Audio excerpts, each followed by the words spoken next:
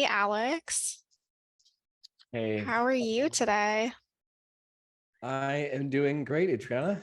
Awesome. Had my dream morning, I'd say. Well, perfect. We are so excited to have you today.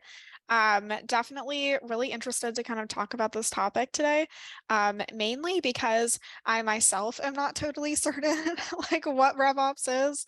Like as a whole, I feel like it's really complicated and like kind of difficult for a lot of people to understand. So super excited to kind of be here talking to you.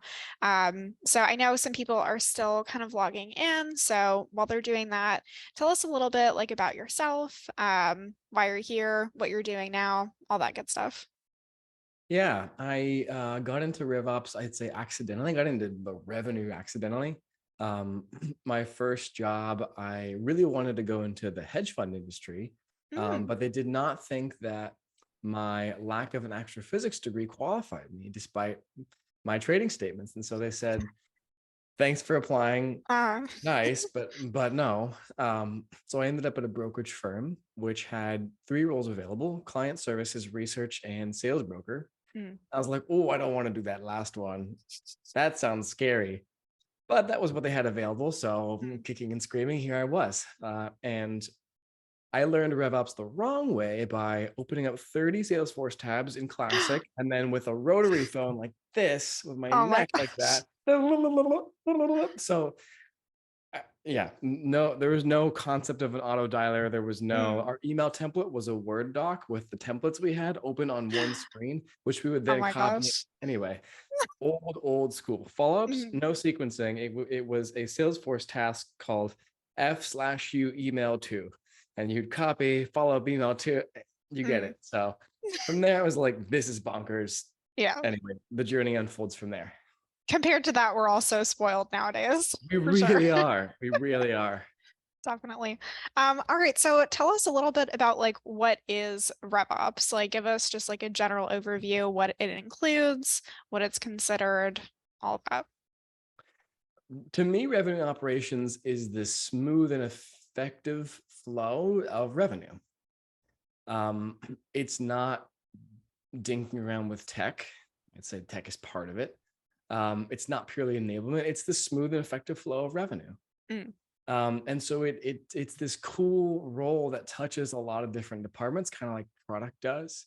Um, but you could be a future CFO and be in RevOps now. You could be a future VP of sales. mm, If your job is to enable the smooth and effective flow of revenue, you're doing revenue operations, right? So you could be either reducing friction, response time, improving win rates. You could be working with collateral. You could be making sure people don't add Salesforce fields that make no sense. So a lot of things mm. you could be doing, but that's the way I'd sum it up: smooth and effective flow of revenue through the organization. Awesome. So what isn't RevOps? Like what or what's maybe something that people tend to confuse with RevOps that's maybe actually a different department? Salesforce administration, but trendy. Mm. Like that's, I think a Gotcha. lot of people think, oh, that's just the Salesforce admin person that I go to, I need a report, but trendy. And it's really not. Like that is Mm, a fine role to have. Like you need somebody who is just in charge of that one area. But like we said, if it's about the smooth and effective flow of revenue, Salesforce administration might actually slow that down. Um, and if you think RevOps is adding more fields, then you might well slow down the company by having every sales rep be mm, required to fill in 10 different fields before you can move an op to the next stage, which, as we all know, what's going to happen when you do that? They're going to fill in junk in each field and then click next, right? So that's a big I've one that been it's guilty of that. not. Yeah, I mean that's what, if you I do think what we you all have to have. do, right? Yeah. So I think it's removing friction, and a lot of people associate it with introducing friction. Mm, The kind of really security focused sales ops who are just much more important, much more focused on the permission levels of fields than mm, they are, and again, smooth and effective flow of revenue. So it's not this like single-minded tech or security or field focused role, or at mm. least it shouldn't be. But I've seen a lot. I had some stories around ineffective sales ops in my time. We will definitely get to that. All right. But for now, let's kind of talk about like the future of RevOps. Like, where do you see that going, especially with like how sales and marketing are sort of like converging together? Like, what overlaps do you see there? How do you feel like the role is going to kind of evolve, like, especially over the next like 5 years, let's say? I really hope it's less admin work and less admin time. Mm, So all of the stuff that we do that doesn't relate to the actual job itself, whether that's marketing or sales, like the mhm, less time marketers spend cleaning up email lists, the better. Um, with products that clean our lists for us, that should be something that humans don't have to do. So we can think about strategic narrative, talking to prospects. mm, But the more time hopefully it's more time spent on those things and less time spent on other things. I would like to think. Right now, AI is spent on creating a superhero or astronaut version of my face, which is very entertaining, but maybe we can deploy that towards something that's a little more effective in day to day. mm, And that's where I would hope it goes is toward the focus of less friction, whereas areas of friction that we can reduce mhm. rather than adding more bloat, more stuff. That definitely makes sense. So tell us about this. So where do you see RevOps like providing the most value to a business? And then also, what do you see? I know you're a founder now. So tell us about like what you see with your current clients, what they struggle with the most. Really whatever you feel like is really important. I think the way RevOps should focus starts with the lowest part of the funnel possible. One mistake I see made is um, people will have a somewhat effective lead gen organization, sales organization. Mm, There's a certain amount of leads and then ops and then deals being put through the funnel. And then they say, well, the goal went up next year. So we got to put this many, 2 or 3 times many leads through the funnel. And then the win rate goes down because more leads and maybe a little bit, maybe less, maybe the same amount of sales come through. mm, And so they say, well, we should just put more. Maybe the goal should be 5 times as many leads, not realizing that the type of leads they're putting through are not likely to convert.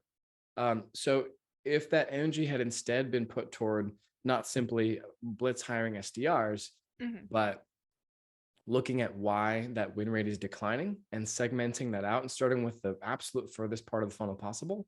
mhm. You could argue this is actually renewals, but um, on the kind of sales focus side of things, it would be the lowest part of the funnel possible. And in my mind, that's how do we get our op win rate from 25 to 35%, or Mhm. even 3%? Because across a long enough time scale, that's going to have the biggest impact. Once you feel like you've really made the most impact you can as low in the funnel as you can, you then start moving up and up and up. And so you get to things like, well, you trying to put more leads through the funnel, but your response time is Mhm. 2 days. And the first person they talk to is somebody grossly unqualified to have a meaningful conversation. Why are we doing this? So there's so many areas, but people jump right to lead gen.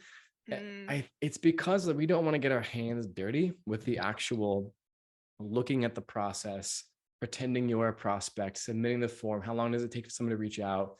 Measuring that's hard. It's much easier to say, increase our Google Ads budget by X, Y, and Z. Hopefully that'll solve it, but it doesn't take care of the roots of those issues. So start mm. low in the funnel as you can. That will multiply the effects of any demand gen, lead gen, marketing content that you do. Gotcha. I love that you like went so in depth on that. Definitely super helpful. So you had mentioned that you kind of got into RevOps kind of by accident. Not really like a traditional path, let's say. So what is like some advice that you would give to someone who is like looking to start a career in RevOps or transition from another department?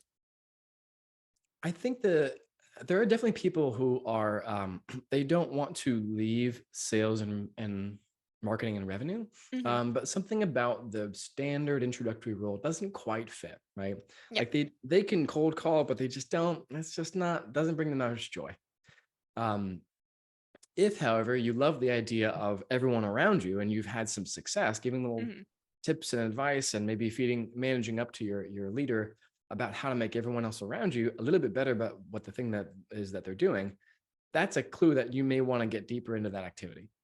um, I think a lot of people unfortunately under resource RevOps. So that's the one thing to keep in mind if you're trying to get into that is you'll have a harder time with the average, the median Mm, organization undervalues it, but gotcha. some really value it a ton. Now, those are the ones to look for. Mm, That's a nice little forcing function. If you're looking for a role, and this applies to anything, mm, and in life, go where you're appreciated, not where you're tolerated. yeah. An old school company that doesn't value RevOps is going to have it be low on the totem pole, pay very little, doesn't do too much. It's not a very strategic Mm, role. That don't go there. They probably won't even have a job. If they do, don't take it. But the ones that call it revenue operations, have a good job description, it's a strategic level position. mm, That's the one. That's the type of company to be working at. Um, gotcha. I would even suggest if you're trying to maximize your experience in RevOps, go to a RevOps SaaS company. Like work Mm, at a company in the space. You'll probably mm, get much more direct experience that way. Um, than doing it at an organization that sells to industrial or something else, right? Because the whole team is likely to be really focused on the thing that you are trying to do more at, which will mm. by osmosis make you better.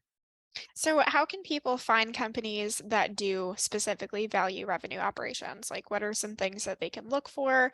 Maybe like aside from looking for companies who are solely focused on that. Yeah. The nice thing about all of this is it's public. You can look at someone's process and see. Hmm. Go to their website, pretend you're a prospect. How do you reach them? And the cooler that process is, the better, Hmm. right? Like, the process is where you put in your email and they have a Clearbit integration that says, looks like you're blah, blah, blah, blah. Talk to this person right away. Chili Piper, book a time right now. Okay, this is a company that cares about it.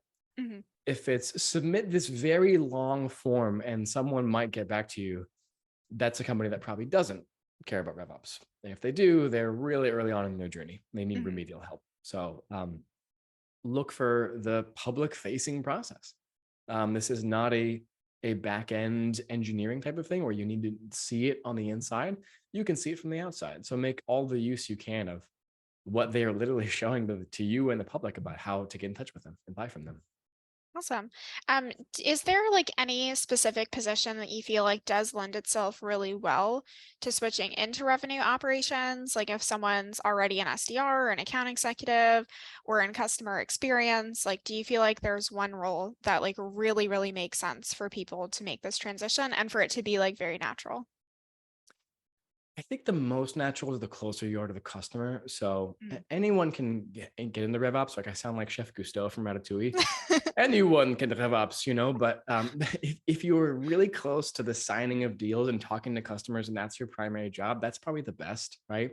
Um, so I would say AECSM Mhm. first and foremost, right? If you are the one closing the deals and you're like, I've closed 180 deals in the last 2 years, and this one thing just has to get changed, and I know it to be true. And if we did this, it wouldn't just be my productivity, it'd be my 10 other coworkers. Mhm. That's a really direct fit. I've seen SDRs get into it too because they can kind of improve the SDR ops side of things, and Mhm. that's a really valuable area as well. Um, but the closer you are to the actual customer, the more you will have that really just good gut sense of how do we make it easier for people to buy from us. And marketers can be a little bit high on that cloud sometimes if they're not really in the trenches, right? If you're an email marketer or if you're an SEO, Mhm. we employ many SEOs at our company, so I'm not saying you can't, but the closer you are to that customer conversation Mhm. and like literally dialoguing with them, the more you'll have that gut instinct of how to do it, I think. But really, anyone can RevOps, and I'm gonna go Chef de Gusco on that one. Love that. Yeah. So if someone has already been in RevOps for a while, they're a little bit more experienced, what's something that you've noticed that maybe like people start to forget, or like a really good piece of advice that you would give for anyone who's maybe looking to like just further their career, but that's already started on it? Any ops role, you can get stuck in ruts and like, this is the thing I do. I have these habits. I have these things I do. I watch for that as a founder. I mean, it's harder to Mm, do that as an AE because you have a quota, but once you don't have a quota, you can sometimes lose vision and purpose of why you are there, more than just being you're not the mechanic on a train, right? mm, Um, you want to avoid that, but it's easy to be this role where you show up and try to make, and you're reactive and you try to make whatever comes by your desk solved. Mhm. Um, and there's this pileup of, well, I added these recurring meetings and now I have no time to be proactive. So just like any business owner or founder has to carve out time that they must be strategic. Mhm. And by that, I don't just mean like strategy. I mean, if this, then that. Like if we do this, then this and that is going to happen. So think 3 steps ahead if possible. Like a chess player, how would you do that? You're not simply reacting to opponent's moves, you're actually Mhm. planning out your own path. Don't forget to do that. Your brain forms ruts. Like you will mentally go through ruts unless you do something to put fresh snow down, in which case you can Mhm. find a new path, whatever that is for you, whether it's taking a week off, reading a book, going to a conference, doing some mushrooms, whatever that involves for you to like get out of your ruts and put some Mhm. new snow down. You have to be proactive unless you just want to be, um, the admin person. So let's try to steer away from admin if you really want to Mhm. grow in that career and more toward, um, I'm going to deflect and say no to things because this is more important over here. Mhm. Definitely makes sense. Tell me a little bit about like the transition from working for companies to being a founder, like within this RevOps space. Like, why did you decide to do that? I think because at some point I wanted to be able to have control and discretion over the process. Mm. And at some point, you will either run out of budget or resources, or just your decisions will be met with a no. Mm. And I thought, well, if I'm any good at this, then the company will grow because I know how to do revenue operations. Mhm. And that's funny. I was thinking when I started this company, I was like, Mhm. well, if I'm not good at revenue and growth, then what business do I have being in this position anyway? I would deserve to fail. It was a bit of a kind of moral, harsh truth, but that's what I told myself. And I was like, well, giddy up, let's do it. And if I'm Mhm. good at RevOps, then it'll go well. If I'm not, it won't. And here we Yeah. are. So it's okay. We're not $100 million company, but we're also doing well. And I'm doing Yeah. better than I ever have. And I love being a founder.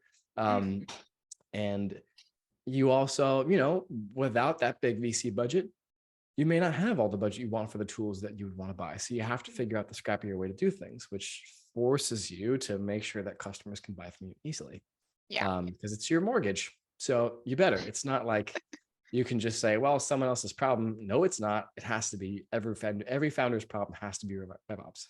Yeah. Would you say that that's like also the biggest difference just between like working for yourself and working for another company is just kind of like the perspective shift, or are there also other things that kind of go into that? That's probably the biggest one is it forces a perspective shift, for Mhm. good and bad, right? Like it's much harder to turn off when it's the buck stops with you, than it is if it doesn't. But that also forces you to be present. So that heightened level of, I would call it either eustress or distress, depending on how good you are at managing it, makes you pay attention, hopefully. And so, because you're always paying attention, it's Mhm. harder to take time off, but it's also much easier to say, this matters a lot to me. This is not just a Yeah. job, I'm creating something. And that active creation puts more ownership on it. And the more ownership you have of it, the better you're going to do. When I was in AE, I liked to track not my quota because I was always above it, but how many times a prospect asked if I was the founder.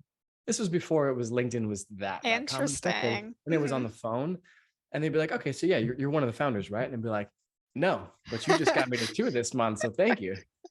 I Oh loved my that, and that's gosh. and that I would say that to any employee too. Is if you're not a founder, just try to take ownership of it. You Yeah. will eventually rise up. The more ownership you take, um, fortunately, it's a lot easier to take ownership when you are not actually forced to. So Hmm. it's this wonderful place where you can just decide to be enthusiastic and take ownership of the process of it. Hmm. Um, and say no to adding that new Salesforce field that's stupid, because not because you were told to, but because you genuinely think it's a dumb thing to do and you're going to Yeah. fight about it, right? Like that's a good way to operate, even if you are not the founder. Mm. But being a founder will push you by force there. So Yeah. that is the biggest difference. All other differences flow from that one. Awesome. So tell me about like what your favorite aspects of RevOps are. Like, why is this so interesting to you? And what gets you excited for work in the morning? It brings everything more joy. right? Like if a really frictionful, broken process is the equivalent of sitting in traffic, you will still do it if you must, but it just Mm, sucks the life out of you.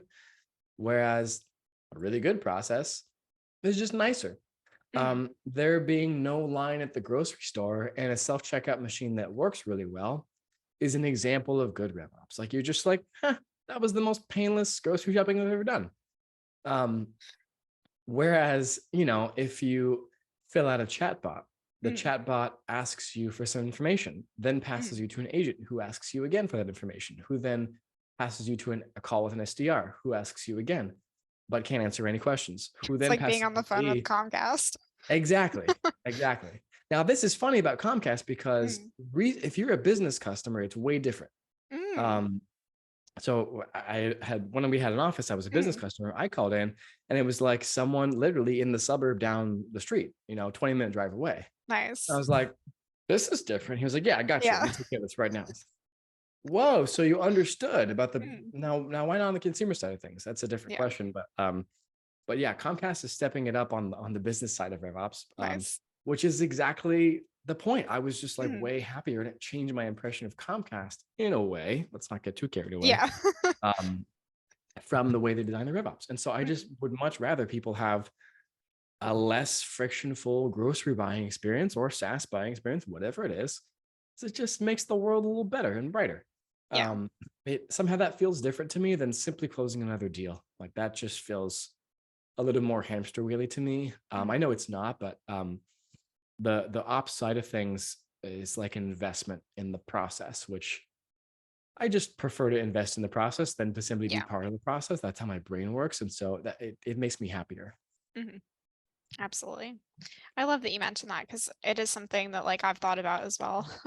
um, and like why just like operations in general is just fascinating. I think it's Yeah. like such a different perspective when you're like really, like you said, involved in that whole side. So Yeah. that's really awesome. Okay, what are some of your favorite like RevOps resources for anyone who wants to like learn more about the positions, maybe like look more into developing their career in it, anything like that? A couple that come to mind that are easy and free are things like this. Like pay attention to the Mhm, companies that care, both the tech companies and the communities like RevGenius, right? Like mhm, follow this show. Look at the people who are active on LinkedIn that work at Syncery, Chili Piper, like all the RevOps tech companies. Um, and have chats with those people, see what they're doing and why. Um, that's probably a really good place to mhm, learn short of just doing it. um, it's really an under educated space. There's not a lot of formal training. Like there's tons of sales training and enterprise training, but there's not a lot of RevOps training because it's sort of this thing where you are investing in a process rather than mhm, doing the process. And so the training out there is more about how to think than it is about how to do. mhm, And so I mean, honestly, I would like getting my philosophy major versus a business major was probably one of the best things for this because it's a mhm. training in how to think rather than in any specific thing that you need to do. RevOps is less of a technical skill than like a liberal arts, I'd say, Mm, when it comes to this world. yeah. So yeah, like absorb the perspective of people who are thinking about this in an interesting way and stimulating how you think rather than here's the process, do it this way. There's no medic for RevOps. Mhm. um, maybe you implement that, but that's not how you can think. You have to think differently. Yeah. I do want to let everyone that's watching know if you have any questions for Alex, pop them in the chat or in the Q&A, because he would love to answer them for you. So I just wanted to let everyone know. Um, but okay, so I am curious to know, like, is there something that you are really interested to learn more about regarding RevOps or something that you are really looking into at the moment? And obviously, like, I would consider you an expert like in this field, but obviously there's, limitless amounts of information for us to learn about sales and revenue and all of that. Yeah. There was a time when I went through a phase when I was really interested in the like kind of IP unmasking stuff of Mm, people come to your website, they don't give you their information, and you mhm, still sort of know who it was anyway, and somehow can like create a better buying journey offline. I soured on that. pretty quickly because I was like, well, it really is incumbent upon the marketer to gain that Mm, consent rather than trying to obtain it other ways. Um, and so I think the biggest thing that I care about learning more of mhm, is, um, I mean, it comes back to the theme of reducing friction, but when somebody is somewhat interested, how do we move them one step forward? And I mean, there are cool tools out there that can help you identify who's there and then change the copy, present a different offer, like all those things. I wish everyone was able to have that kind of streamlined experience where I go to the mhm, storefront and based on me being there, it sort of reflects who I am and changes as a result and makes it easier for me. That whole category of process, I'm really interested in. And mhm. you can't totally do it with tools. It's kind of a combination of tools and knowledge. Um, which is why it's not as simple as buying a product off the shelf. You have to know how to implement it. Mhm. Um, and that's the type of thing that is most companies don't do very well. Yeah. Again, it's not as simple as installing Clearbit and calling it a day. So moving people who have not yet said, I'm in a buying process, Mhm. allowing them to feel comfortable taking that next step. Those types of processes I think are the most interesting for me right now because um, they're the most valuable because that there's that like 2-3% of like I'm in market right now, and then there's the Mhm. bigger percent that's almost, and I'm always about the almost theirs, whether it's keywords on page 2 of Google, people who are almost ready to have a call with you. Mhm. A lot of my effort is focused on the almost there phase. Yeah. And that applies to, I think, applies to content marketing, applies to RevOps, applies to sales, and um, whether it's a cold call where someone's like not quite ready, what do you do? But they're not Mhm. also a no. That's a really interesting phase that I love to play in. I love to play in the almost there because you're not an order taker, but you're also not um, twisting arms. And Yeah. that's almost the most like, it feels good. It's Yeah. a fun problem to solve. It's a more personal thing where minds are being changed and influenced. And the question of how can RevOps help that process, help people let down their guards in the right way, Mhm. that's not really, I don't know if that answers your question, but like that's the type of thing that I like to think about. Yeah. For sure. Is there anything else that I guess you want to talk about or like make sure our watchers know that maybe I didn't ask? Um, we covered a lot. I mean, I think the main thing to keep in mind right now is a time when a lot of investments are really being made that we don't see. Mhm. Um, when the markets are flying high and public market multiples of SaaS companies are huge, you can get away with a lot more stuff. Yeah. You can get away with a worse process and mistakes get swept under the rug. Mhm. But times like now, when everyone's finally talking about efficient growth, is where RevOps can really shine. And that I think is where the fun comes because it's really Mhm. more valued and the work that you do has a more multiplicative effect so Yeah. that when the easier times return, everything was made better by the work we did now. So the next, I would say 1 to 2 years, not that I think this will last 1 to 2 years, but this is a crucial period where Mhm. the reward of all of this work is the most. So this is a really timely, urgent discussion for that reason. Yeah. Um, where it's still very good work to be doing in easier times, but you'll have a harder time seeing the impact of it right now. But believe that when you make good investments in good systems, the level of work you do goes way, way beyond um, the, uh, the what you can see now. Mhm. You are watering the bamboo. I don't know if you know that analogy, but when you water bamboo for like 5 years, nothing happens, and then it grows like 9 feet in 3 months. Um, it's a similar thing to designing great systems. Mhm. Don't do that in a vacuum where Yeah. without feedback, but if you see three big changes that if you're able to make them over the next year at a company, the future will change really meaningfully. Like you might even save the whole company's life by adjusting CAC Mhm. down by 20%, which could be life-saving. Those are super important changes. Yeah. And hopefully you are enriched intellectually, you are rewarded financially for doing those things. But now is the time. That's the what I would want to leave for people with. Awesome. Hillary actually asked a question. She asked, how do you balance the want need for data points and having too many fields in Salesforce? That's a good question. I have been in those shoes too, where like at my last company, I would get together with my sales Hmm. team after I left, and they would joke about me slacking them at 9 p.m., being like, "What's up with this deal? Fields aren't filled in." Hmm. So I've been there. A couple answers: intelligent tools that can glean information for you without it having to be categorized by the rep. Hmm. How can you not need the rep to simply be disciplined to get that information? Can you pull it from their calls and put it into Salesforce? Can you install a tool that lets them more easily put things into Salesforce without distracting the process?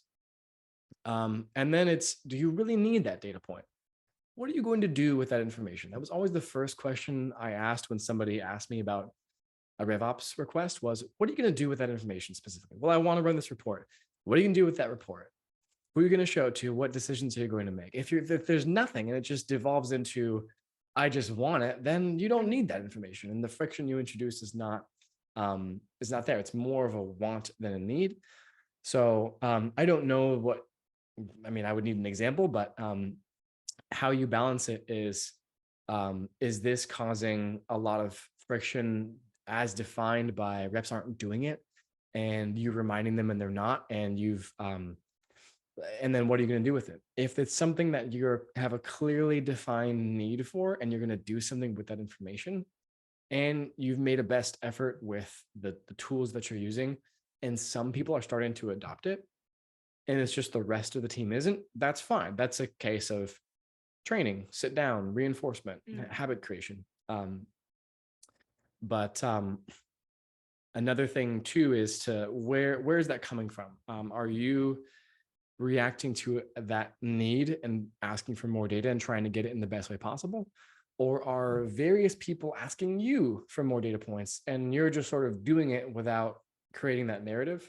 Um, so hopefully it's that proactive creating a data gathering system Hmm. rather than the slow addition of new fields and data points for want reasons that can't really be explained by a business need, versus the reason we need this data and why it's important is we want to be able to run this report, which will tell us Y and Z, which will help us make decision A, B, and C about whether we add a new industry page on the website or how much we should spend on acquiring this type of lead versus that type of lead.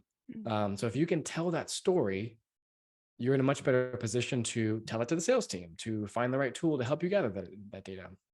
If it's a hodgepodge of, you know, needed information and it's just from 8 different people have asked about it, well, that's not, that's more reactive. And I would recommend clearing that stuff out.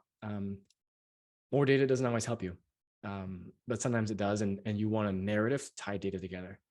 Um, that's why, again, RevOps can't just be the mechanic of the train. You have to know where it's going and be able to explain that in a story to anyone. You should be able to explain to the CEO the narrative around why you've designed CRM the way that you have and all the other processes the way that you have. If you can't, go back and think about it, and you'll probably come up with different answers. That's how I balance it: is do I have a narrative for it that makes sense? Amazing. I love that you got so detailed in that. And it is really interesting to kind of see like the overlap between like sales and customer experience and like this whole idea that like I think to be like successful in kind of any of these sorts of roles, like being able to be a good storyteller, I feel like is something that's really often kind of overlooked as like a talent. And it does kind of seem like that plays into revenue operations a lot, which is really cool to see. Yeah, storytelling is super underrated, and you need to do more of it, not less, going into Mhm. RevOps than not being in it. Yeah. Awesome. Hillary says, thank you. Really appreciate your insight. Thank you, Alex, Thanks. also for just being here on this episode today. Has been super awesome having you. If any of the people who are watching today wanted to like reach out to you, can they send you a DM on LinkedIn and connect there if they like have any additional questions? That would be the best. Yeah, I'm super responsive on LinkedIn most of the time, and that's an ideal way to get in touch with me too, because I'm always posting content there as well. Awesome. Well, thank you so much, Alex, again. Really just appreciated having you here. Yes, thanks you, Adriana. Appreciate it.